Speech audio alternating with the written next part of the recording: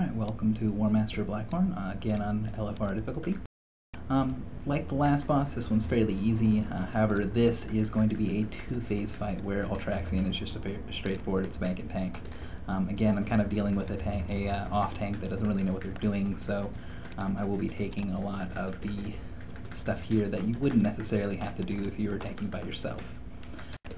There should be another tank that's taking care of a lot of things, but he's doing a very poor job of it.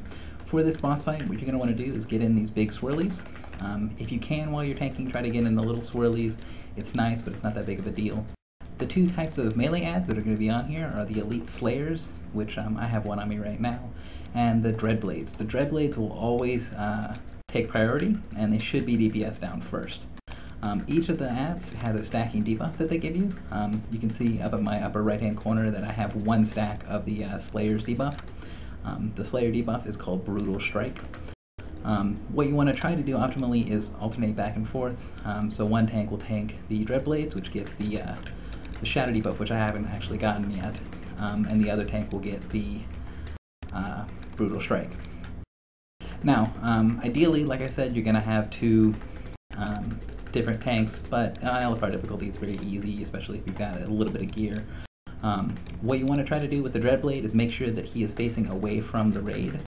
When the group stacks up, and hopefully we're going to get an onslaught here in a second, here in 6 seconds, and the Dreadblade will still be alive, I'll show you what you need to do if you're stacking up with the Dreadblade still on you. So the onslaught's back here. You don't want to run him quite into the group. You want to run him on the edge of the group and then face him outwards. He's got a big, strong cleave that's going to be a big problem if you put him directly in the middle of the raid. What you're going to try to do is just stick him to where he's close enough so that you can have your melee DPS still on him, and that you're going to be in the blast for dividing the damage up among the raid and among the ship of Twilight Onslaught, but you're not getting everyone cleaved to death. Right now I've got 3 stacks of both debuffs. Probably a problem in a normal mode raid, but since this is LFR, it's not really that big of a deal. I didn't actually take that over to the onslaught because I'm taking so much damage from these debuffs. Looks like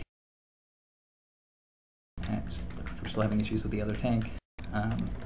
Not actually taunting off a correct target. When you have multiple stacks of the debuff, right now I've got 5 of the Slayer's debuff and none of the Dreadblade's debuff. You want to try to save like some small cooldowns, Divine Protection, that sort of thing, for if you've got several stacks of one of the debuffs. Ideally, when the second phase starts, the other tank, whichever tank has the least amount of debuffs, is going to pull the boss and tank him in the center. Again, since my off tank is kind of a failure, it's going to be me tanking in any situation. So tank the boss in the middle. He's going to do a roar, which is going to hit everyone around him, and Garyon is going to start shooting little purple beams of death down at the raid. Every now and again, he'll shockwave, and you need to get away from the shockwave. It's decently obvious, but there's no good warning for shockwave, other than the cooldown, which you can see over there on the left in my Deadly Boss mods. And when he turns and starts casting the shockwave, you want to make sure that you've got some casting thing on so you can see the shockwave casting. It'll be a pretty obvious thing on the ground as well. What the boss is going to be doing is going to be Sundering Armor, his main target. You can see up in the right hand corner where my debuffs are, I've got 2 stacks of Sunder Armor on right now, getting ready to fall off. And as soon as they're off, I'm going to taunt the boss back onto me because our Death Knight tank is very, very squishy.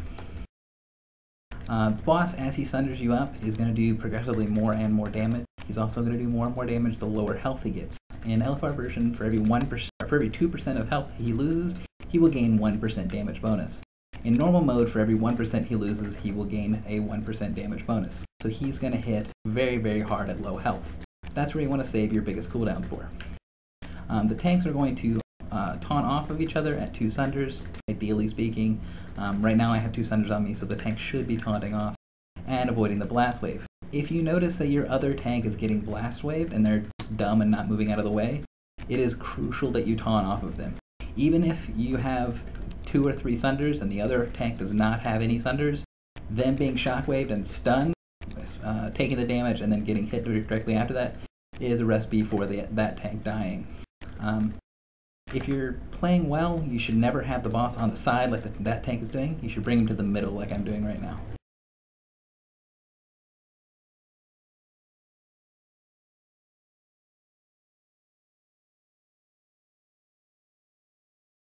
That's Warmaster Blackhorn. Pretty straightforward.